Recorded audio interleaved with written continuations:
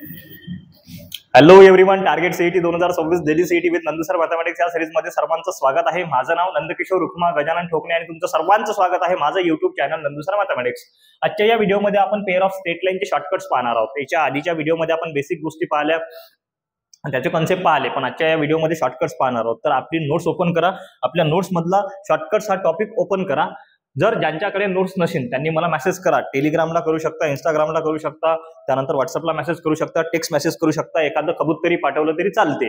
मी तुम्हाला notes provide करून देतो. ते नोट्स ओपन करा, त्याच्यामधला शॉर्टकट्स हा टॉपिक ओपन करा. आपण ते शॉर्टकट्स आज पाहणार आहोत. एक सांगतो, पेअर ऑफ स्ट्रेट लाईन मध्ये शॉर्टकट्स खूप कामात पडतात, भरपूर भयंकर अशा कामात पडतात, म्हणून शॉर्टकट्स ओपन करा, आपण पाहणार आहोत. चला, तर वर्ड्स विच मोटिवेट यू मध्ये काय आहे आपल्याकडे? अरे काही नाही आहे की? बरं ठीक आहे, चला. वर्ड्स विच मोटिवेट यू मध्ये माझ्याकडे एक गीत आहे, एक भजन म्हणू शकतो आपण, एक गाणं म्हणू शकतो. किंवा आमच्या घरी सकाळी सकाळी हे गाणं लागत होतं. आमचे बाबा रेडिओ ऐकतात, त्या रेडिओवरती लागते. किंवा जगी जीवनाचे सार घ्यावे जाणून सत्वर, जैसे ज्याचे कर्म तैसे फळ देतो रे ईश्वर. म्हणजे काय? किंवा या जगामध्ये कशाचा हिशोब होत असेल तर तो फक्त आपल्या कर्माचा आहे. आपले कर्म जर चांगले असतील तर आपलं फळ चांगलंच असेल. आपले कर्म जर चांगले नसतील तर फळाची अपेक्षा चांगली करू नका. म्हणून मी म्हणतो की बुवा, तुम्हाला फक्त कर्म करण्यासाठी पाठवलेलं आहे, तुम्ही फळाची अपेक्षा करू नका. सध्याचे हे जे कर्म आहेत हे तुमचे समोर चालून कामात पडतील. सध्या तुम्ही जो अभ्यास करता ना, समोर चालून तुमच्या कामात पडेल. आणि जर कर्म तुमचे चांगले नसतील तर मग काही कामाची गोष्टच नाही भाऊ. म्हणून सत्सद विवेक बुद्धी वापरून आपण फक्त कशावर फोकस केलं पाहिजे? सध्याच्या परिस्थितीत तर अभ्यासावर फोकस केलं पाहिजे, है ना. दुसऱ्याची रेग मोडल्यापेक्षा आपली रेग मोठी करण्यावर लक्ष द्या, बस. चलो शॉर्टकट काय म्हणते? If theta is an angle between the lines. आता आपल्याकडे लाईन्स आहेत. आता लाईन्स किती टाइपच्या आहेत? तर दोन टाइपच्या लाईन्स आहेत सर. कुठल्या? If the line will be passing through the origin, if the line will be not passing through the origin. Okay, if the line will be passing through the origin तर equation माहिती आहे, तिकडे मनातल्या मनात म्हणायचं तुम्ही. आणि if the line will be not passing through the origin, तुम्हाला त्याचं कंबाईन इक्वेशन माहिती आहे, तिकडे मनातल्या मनात तुम्ही म्हणायचं. ओके, काही वांधा नाही. ओके सर, जमलं सर. 2 मिनिटं फक्त थांबा, मला पेन थोडासा चेंज करू द्या. जमलं. ओके, थोडसा इकडे रे बाबा. ओके ठीक आहे, कुठलाही घेतला तरी चालते. आता पहा, आता समजा आपण एक कार्टेशियन सिस्टम घेतली. If the line will be passing through the origin. आता ओरिजिन मधून चालल्या काय? दोन लाईन वेगवेगळ्या क्वाड्रंट मध्ये, थोडंसं जुळून घ्या, थोडंसं समजून घ्या, थोडीशी सर्दी झाली आहे भाऊ मध्ये. तर याचं एक कंबाईन इक्वेशन वेगळं असते. आणि जर समजा आपण घेतलं की if the line will be not passing through the origin मधून चालल्या नाही, अशी नसते बरं, पण ठीक आहे, ओरिजिन मधून चालल्या नाही तर त्याचं इक्वेशन काय असते? वेगळं असते. तर जर समजा line will be passing through the origin or not passing through the origin, then आपल्याकडे साइन थिटा आणि कॉस थिटाची डायरेक्ट व्हॅल्यू आहे. जर समजा आपल्याला क्वेश्चन मध्ये आलं की साइन थिटा काढा, कॉस थिटा काढा, आणि एखादं होमोजेनियस इक्वेशन ऑफ डिग्री 2 दिलाय, किंवा second degree equation in x and y दिलाय, तर आपल्याकडे डायरेक्ट काय? तर sine theta is equal to 2 under root of h square minus ab upon under root of a minus b whole square plus 4a square. पाहता याचा b. आणि cos theta मध्ये काय? a plus b upon a minus B whole square plus 4a square. आता याच्यामध्ये common काय? तर याच्यामधला बेस कॉमन आहे. कॉस साइन थिटाची व्हॅल्यू काढायची असेल किंवा कॉस थिटाची व्हॅल्यू काढायची असेल तर बेस सेम आहे भाऊ, बेस कॉमन आहे. पहा, a minus B under root of a minus B whole square plus 4a square आणि under root of a minus B whole square plus 4h square, हा base common आहे. आता फक्त काय न्यूमरेटरचा पार्ट आहे तो साइन मध्ये वेगळा आहे आणि कॉस मध्ये वेगळा आहे. डोक्यात चाललं. आणि हा जरी पाहिला तुम्ही ना, तर हा कशाचं तरी इक्वेशन आहे. पटकन कमेंट बॉक्स मध्ये सांगा. हे दोन जर कंबाईन केले आपण ना, तर हे कशाचं तरी इक्वेशन आहे भाऊ. समजून राहिलं काय? ठीक आहे. तर साइन मध्ये 2 under root of h square minus ab आणि कॉस मध्ये a प्लस b, हे लक्षातच ठेवा लागते, याच्याशिवाय ऑप्शनच नाही आपल्याकडे. चला पुढे काय म्हणते? For the pair of lines. आता पेअर ऑफ लाईन्स म्हटलं ax square plus 2hxy plus by square plus 2gx plus 2fy plus c is equal to 0. म्हणजे आता हे पेअर ऑफ लाईन्स हे कशातून चालल्या नाहीत, तर हे सर ओरिजिन मधून चालल्या नाहीत. ओके, तर हे काय आहे आपल्याकडे? हे आहे second degree equation in x and y आहे सर आपल्याकडे. ओके, काही बढिया, काही विषय नाही आहे. Then length of the x intercept and y intercept. जर आपल्याकडे एखादं असं इक्वेशन दिलं, second degree equation in x and y, आणि म्हटलं आपल्याला की बुवा काय काढा, तर एक्स इंटरसेप्ट काढा किंवा वाय इंटरसेप्ट काढा, तर आपल्याकडे दोन फॉर्म्युला असायला पाहिजेत. एक्स इंटरसेप्ट काढायचा वेगळा फॉर्म्युला आहे, वाय इंटरसेप्ट काढायचा वेगळा फॉर्म्युला आहे. पहा, इथं आहे 2 under root of G square minus ac. आता जी हा इथचा आणि a आणि c, पहा हा a आणि हा c, कुठे हा कॉन्स्टंट. ओके ठीक आहे, a आणि c. आता हे तिन्ही गोष्टी पाहिल्या तर g आणि a हा x व्हेरिएबल सोबतचे कोएफिशियंट आहेत आणि c आपला कॉन्स्टंट आहे. डोक्यात चालला का विषय? थोडंसं काय तर डोक्यात घ्या. पहा, जो g आणि जो आपला a हे जे आपले कॉन्स्टंट आहेत, हे कशाचे आहेत? तर x इंटरसेप्टचे. आपल्याला काढायचं काय? तर एक्स इंटरसेप्ट काढायचा आहे, सी कॉन्स्टंट जशाचा तसा. आणि जर वाय इंटरसेप्ट काढायचा असेल तर f square minus b c. पहा, एफ इथं वाय सोबत आहे आणि बी पण इथं वाय सोबत आहे. समझ में आया क्या? नहीं आया तो फिर से बताता. चलो देखो काय म्हणते, एक्स इंटरसेप्ट काढायला लागते सर, वाय इंटरसेप्ट काढायला लागते. काढून भाऊ एकदम सोपी आहे ना, एकदम सस्ता आहे ना. पहा काय तर एक्स इंटरसेप्ट काढायचा असेल तर एक्स व्हेरिएबल सोबत जे कोइफिशियंट असतील ते घ्यायचे आणि एक कॉन्स्टंट त्याच्यासोबत घ्यायचा, आणि वाय इंटरसेप्ट सोबत जे वाय इंटरसेप्ट काढायचा असेल तर वाय व्हेरिएबल सोबत जे कोइफिशियंट असतील ते घ्यायचे आणि सी कॉन्स्टंट घ्यायचा. मग सर आधी कुठला घ्यायचा? अंडर रूट ऑफ आहे ना, अंडर रूट जी स्क्वेअर आहे. आता जो आपली पॉवर 1 आहे, एक्स ची पॉवर 1 आहे ना, जो पॉवर 1 वाला आहे तो त्याचा स्क्वेअर घ्यायचा मायनस आता या एक्स स्क्वेअर सोबत जो असेल आणि कॉन्स्टंट जो असेल त्याचं मल्टिप्लिकेशन घ्यायचं. वाय मध्ये बी सेम आहे, ज्याची पॉवर 1 आहे. आता इथं वाय ची पॉवर किती आहे तर 1 आहे, त्याचा आपण एफ घेतला, एफचा स्क्वेअर केला मायनस बी सी, हा स्क्वेअर वाला आणि हा कॉन्स्टंट याचं मल्टिप्लिकेशन अपॉन डिनॉमिनेटर मध्ये याच्या mod of a upon mod of b. Okay, ह्या गोष्टी अशा लक्षात ठेवायच्या भाऊ, याच्याशिवाय पर्याय नाही आहे. काय म्हणते पहा, एक वेळेस वाचून घ्या, एकदम कामाची गोष्ट आहे, बरं एकदम कामाची गोष्ट आहे भाऊ. दररोज जर हे वाचली तर होते, नाही तर होत नाही. ओके, थांबा एक मिनिट. हाँ चला, if the general equation ax square plus 2hxy plus by square plus 2gx plus 2fy plus c equal to 0 काय आहे पटकन कमेंट बॉक्स मध्ये सांगा. आपल्या इथं काय तर काही छुपे रुस्तम आहे. छुपे रुस्तम म्हटल्यापेक्षा तर काय म्हणू शकतो आपण, दिली मला शब्द नाही आठवून राहिला. ओके, शब्द जर आठवला असता फेकून मारला असता एकदम ताकद नाही इकडून. तर काही लोक असे आहेत जे गुपचूप पाहतात आणि काहीच कमेंट करत नाहीत, काहीच नाही है ना.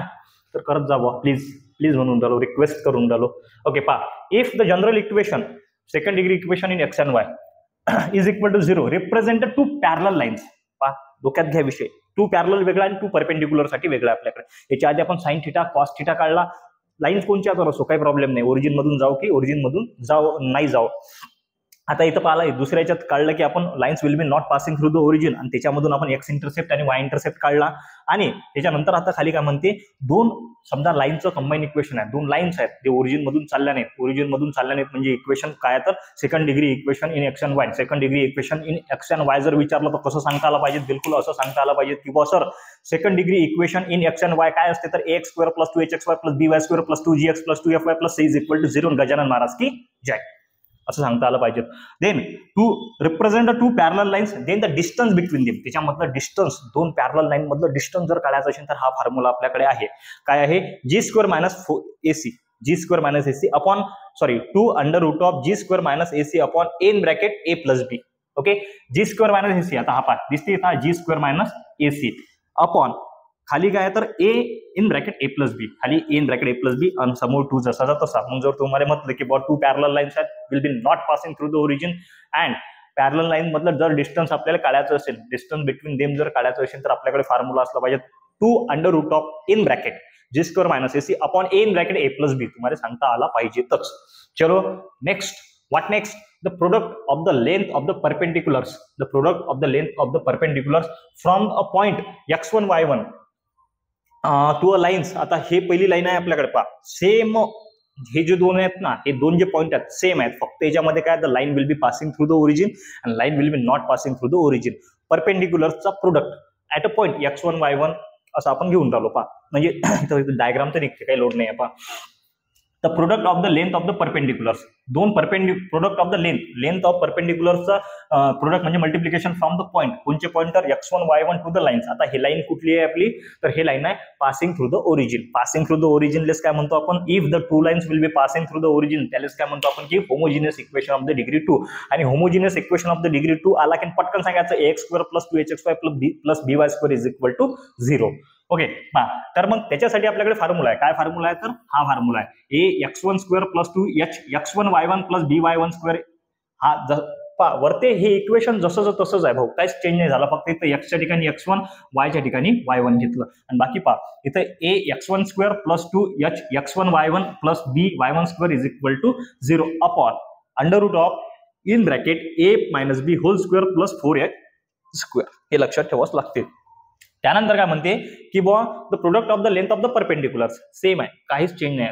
The product of the length of the perpendiculars from the origin to the two lines. आता हे काय आहे आपल्याकडे तर हे equation of the lines will be not passing through the origin वाला आहे.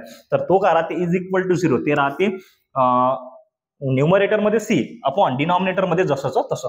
डिनॉमिनेटर मध्ये काय under root of a minus b whole square plus 4h square. जसाचा तसा. इथं काय झालं, फक्त इथं एक्स आणि वाय जे व्हॅल्यू होत्या त्याच्या ठिकाणी x1 y1 पॉईंट घेतले आपण, पण इथं काय घेतला, फक्त आणि फक्त कॉन्स्टंट घेतला, बाकी काही घेतला नाही. हे दोन गोष्टी लक्षात ठेवायच्याच. चला काय म्हणते 6 नंबरचा point, the joint equation of the pair of the line passing through the origin and perpendicular to the lines. आता भाऊ हे एवढं कामाचं आहे, इम्पॉर्टंट IMP, त्यानंतर व्हेरी IMP, त्यानंतर व्हेरी IMP, त्यानंतर व्हेरी इन्फानेट पर्यंत IMP असं करत असताना तुम्ही IMP, very IMP, very IMP, very most IMP, very IMP असं करताना, तर असा हा IMP वाला पॉइंट आहे. काय म्हणते, the joint equation of the pair of the line passing through the origin. Joint equation of the pair of the line passing through the origin म्हणजे काय, तर homogeneous equation of the degree 2 काय असते, ax² + 2hxy + by² is equal to 0 एवढं असते. And perpendicular to the lines, दुसऱ्या लाईन्सले perpendicular आहे. दुसऱ्या लाईन्सले कसं आहे, तर परपेंडिक्युलर आहे. देन पहा, समजा आता या लाईनले ते परपेंडिक्युलर आहे इक्वेशन ऑफ द लाईन, त्याचं कसं करायचं, त्याला कसं सॉल्व्ह करायचं, किंवा त्याचं आन्सर काय येते, किंवा त्याचं जॉईंट इक्वेशन काय येते. काय म्हणते पहा, joint equation of the pair of the line passing through the origin. समजा आपण घेतलं एक कार्टेशियन सिस्टीम, एक लाईन अशी चालली, एक लाईन अशी चालली. आता याचं काय करायचं, याचं आपल्याकडे joint equation passing through the origin and perpendicular lines two lines एखादं इक्वेशन दिलाय ज्याला ते परपेंडिक्युलर आहे, तर त्याचं जॉईंट इक्वेशन काय, ते काहीच नाही भोपा. हा बी मागचा समोर घेतला, हा ए समोरचा मागे घेतला, समजलं. इथं ऍडिशनचं सबस्ट्रॅक्शन केलं, बाकी काहीच नाही केलं. हे क्वेश्चन्स आहेत असे क्वेश्चन्स आहेत. जेव्हा आपण हे क्वेश्चन्स घेऊ तेव्हा एकदम मक्खन सांगू, बिलकुल टेन्शन घ्यायचं काम नाही. आणि असे क्वेश्चन्स मला तरी वाटते की बुवा एक्झरसाइज 4.1 मध्ये तर नाही आहेत, 4.2 मध्ये आहेत, 4.2 किंवा 4.3 मध्ये असे क्वेश्चन्स आहेत जे की आपण घेतले आहेत, FLCC वाले आहे ना, बिलकुल 100% घेतले आहेत. तर पहा इथं काय दिलंय की is bx² - 2hxy + ay² equal to 0. काहीच नाही केलं. हे जे इक्वेशन आहे, काय equation, ax² + 2hxy + by² is equal to 0. Joint equation काढायचं आहे, परपेंडिक्युलर आहे, पासिंग थ्रू द ओरिजिन मधून चाललं, परपेंडिक्युलर टू द, या दोन लाईन्सले परपेंडिक्युलर आहेत. तेव्हा काय करायचा, हा बी समोर घेतला, x² जसा तसा, याचा पॉझिटिव्हचा negative 2hxy + ay² is equal to 0. आता हे क्वेश्चन्स एक वेळेस फक्त पाहून घ्या, है ना, मरेल मुर्दे उखरून काढा एक वेळेस मागचे करत असताना. तर त्यानंतर पुढे काय म्हणते, the joint equation of the pair of the line passing through the origin, the points x1 y1. आता इथं पॉइंट्स दिले x1 y1 parallel to the lines. आता लाईन्सले कोणत्या पॅरलल आहेत, तर पासिंग थ्रू द ओरिजिन वाला किंवा कंबाईन इक्वेशन. देन त्याचं जॉईंट इक्वेशन काय म्हणते, काहीच नाही. फा इथं काय, आता इथं होतं पा x² होतं की नाही, तर इथं x1 y1 होता, सॉरी ax², इथं दोन पॉईंट्स आहेत x1 आणि y1. तर x च्या ठिकाणी x - x1 आणि y च्या ठिकाणी y - y1, बाकी जसंच्या तसंच. मग पहा इथं काय होतं, ax², तर मग इथं काय झालं, a in bracket x - x1 whole square plus 2h जसाचा तसा, x च्या ठिकाणी म्हटलं x - x1, y च्या ठिकाणी म्हटलं y - y1 प्लस b जसाचा तसा, y च्या ठिकाणी y - y1 त्याचा होल स्क्वेअर. ओके भाऊ, काहीच रॉकेट सायन्स नाही. जेव्हा आपण याचे क्वेश्चन्स घेऊ तेव्हा एकदम बिलकुल दिल से समजून तुम्हाला हे. चला लय मोठा होते का व्हिडिओ, पाहू द्या बरं. रामकृष्ण हरी देवा. ठीक आहे, 13 मिनिटं झाला. The joint equation of the pair of the lines passing through the point x1 y1 and perpendicular to the lines. इकडे पॅरलल होतं, पहा इकडे काय होतं, तर पॅरलल. आता पॅरलल साठी वेगळं आहे आणि परपेंडिक्युलर साठी वेगळं आहे. परपेंडिक्युलर टू द लाईन्स, आता त्याचं इक्वेशन काय म्हणते पहा, इथं काय होतं, जसंच्या तसंच आहे, काहीच मोठी गोष्ट नाही. इथं जसंच ह्या गोष्टी जशाच्या तशाच आहेत, फक्त काय झालं, हा ए आणि बी ट्रान्सफर होते. इथं काय येणार पहा, बी, हा जो बी आहे हा मागचा समोर आला, बी x - x1 होल स्क्वेअर, कारण की इथं x1 y1 पॉईंट्स आहेत. x - x1 होल स्क्वेअर, इथं पॉझिटिव्हचा निगेटिव्ह झाला, 2h, x च्या ठिकाणी x - x1 आणि y च्या ठिकाणी y - y1, आणि इथं प्लस जसा तसा, आणि हा जो आहे ना ए, हा ए इथं गेला, बे इथं आला, आणि इथं झालं सबस्ट्रॅक्शन. आणि x च्या ठिकाणी x - x1 आणि y च्या ठिकाणी y - y1, आणि स्क्वेअर असेल तिथं स्क्वेअर करा, सिंगल असेल तिथं सिंगल ठेवा, टेन्शन घ्यायचं काम नाही भाऊ. माईक चालू आहे, हो चालू आहे. चलो ओके, हे झाले आपले 8 शॉर्टकट. बिलकुल भाऊ एक सांगतो पहा, हे केल्याशिवाय पर्यायच नाही आहे, है ना. हे तुम्ही आता ते म्हणतात ना की बुवा आला अंगावर घेतलं शिंगावर, आमच्या इकडे मस्त एक म्हण आहे, आला अंगावर घेतलं शिंगावर. आता मग तुम्ही ना ऍडमिशन घेतलीच 12वी मध्ये, तर तुम्हाला करावंच लागते, कारण की गव्हर्नमेंटचं म्हणणं आहे की बाबा कॉपी मुक्त आपण करू आता, आणि जर गव्हर्नमेंटनं कॉपी मुक्त केलं, गव्हर्नमेंटचं काही खरं नाही आहे, एका रात्रीत हे जर नोटा बदलतात, एका रात्रीत जर सरकार बदलतात, तर हे काही सुती नाही आहेत भाऊ, एक सांगतो. म्हणून म्हणतो सध्या ही वेळ गेला नाही, मनावर घ्या, अभ्यास करा. येईनं जर म्हटलं की आपण कॉपी मुक्त करू, उद्यापासून कॉपी चालणार नाही, असं होणार नाही, तसं होणार नाही, तर एक सांगतो पासिंगचे बी वांदे राहतील.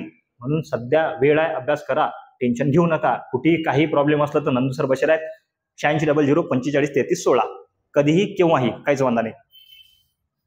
ओके चलो, the joint equation of the straight lines बायसेक्टिंग. आता बायसेक्ट म्हणजे काय, तर दोन भागात विभाजन करणे किंवा दोन याच्यात डिवाइड करणे, दोन भागात डिवाइड करणे असं म्हणू शकतो. The joint equation of the straight lines bisecting the angle between the straight lines.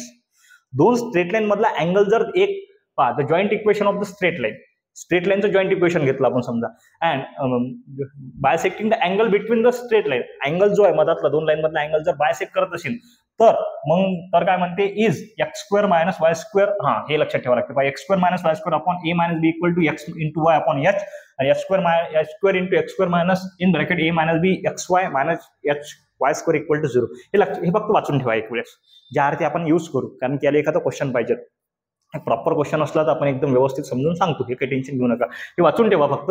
याच्या कंडिशन्स आहेत, if a is equal to b, if h equal to 0, ह्या 2-3 कंडिशन आहेत. If a equal to b, then bisectors are x² - y² आणि x² - y². पहा, if हे लक्षात ठेवा, a equal to b आणि h equal to 0. a equal to जर b असेल तर बायसेक्टर्स काय राहतात, x² - y². म्हणजे पहा, a² - b² चा फॉर्म्युला a प्लस b आणि a - b इक्वल टू 0. त्यानंतर h इक्वल टू 0 असेल तर बायसेक्टर राहतात x multiplied by y is equal to 0. म्हणजे x इक्वल टू 0 आणि y is equal to 0. Since the coefficient of x² plus coefficient of y² equal to 0, then the two bisectors are always in straight angle. पहा, हे भाऊ हे लय कामाचं आहे, हे लय कामाचं आहे. चला, हे लक्षात ठेवा फक्त. काय म्हणते, the joint equation of the straight lines, joint equation of straight lines, the angle between the straight lines, angle between the straight lines. Joint equation of the straight line समजा आपण घेतलं, एक लाईन अशी घेतली, एक लाईन समजा अशी घेतली, angle between the straight line, याच्यामधला अँगल म्हणजे थिटा, याच्यामधला angle theta. Straight lines x² + 2hx² + by² bisecting the straight angles between the lines. ठीक आहे, हे वाचून घ्या बरं एवढं. हे काय झालं इकडे तुम्हाला माहित आहे. तर इम्पॉर्टंट काय याच्यामधलं, तर याच्यामधलं इम्पॉर्टंट आहे सर, हे खालचं इम्पॉर्टंट आहे, कुठलं वालं, तर हा पॉईंट लक्षात राहिला पाहिजे. Since the coefficient of x² plus coefficient of y² is equal to 0, two bisectors are always in right angle मध्ये असायला पाहिजे. ओके, ह्या दोन गोष्टी.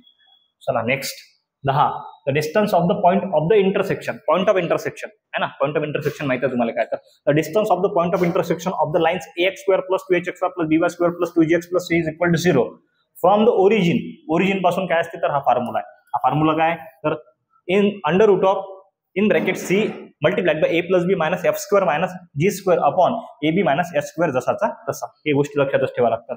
The slope of the one lines given by, एका लाईनचा स्लोप गिवन आहे आपल्याकडे, the slope of the one lines given by joint equation of the line is equal to 0 is k times, म्हणजे मल्टिपल टाइम्स म्हणू शकतो, k times of the other than 4k × h² equals to a multiplied by b in bracket a + k त्याचा whole square.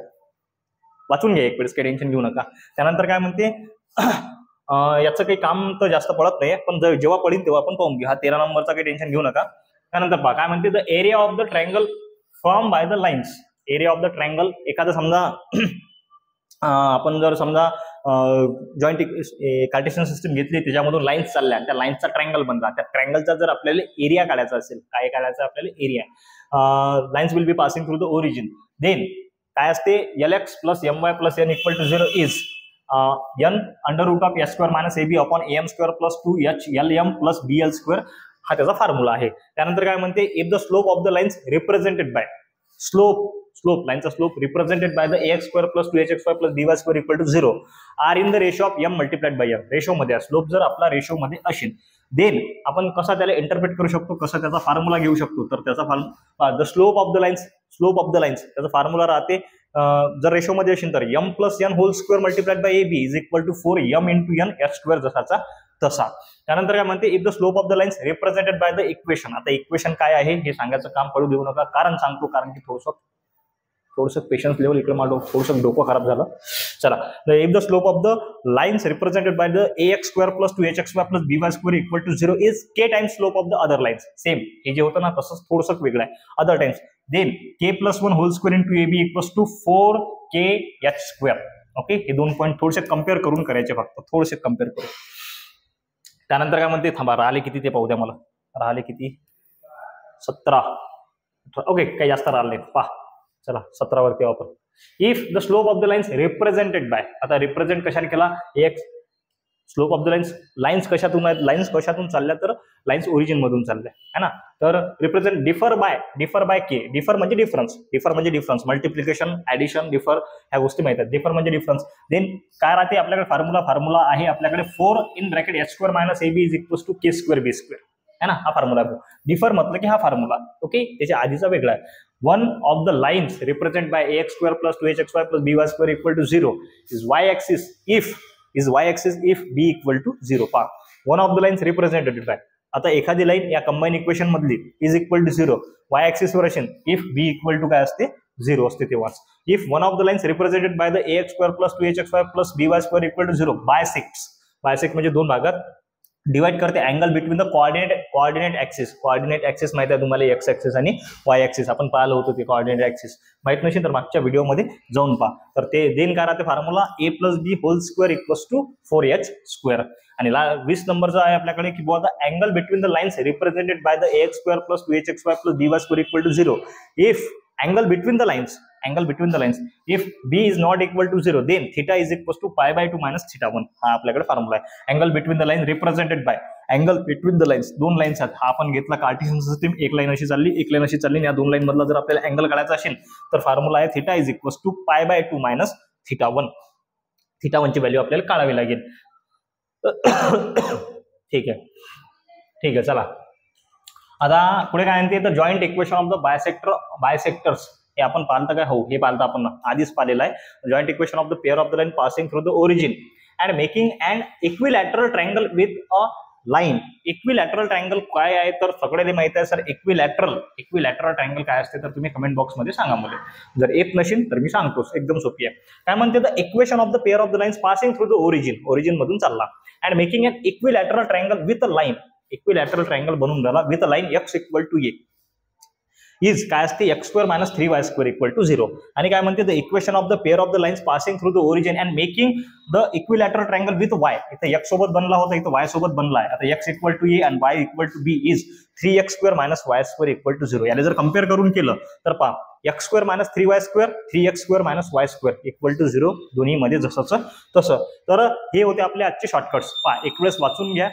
आपण जिथं use होतील तिथं मी तुम्हाला सांगतोस की भाऊ शॉर्टकट यूज झाला, गजानन महाराज की जय सांगतोस. काही टेन्शन घ्यायचं काम नाही.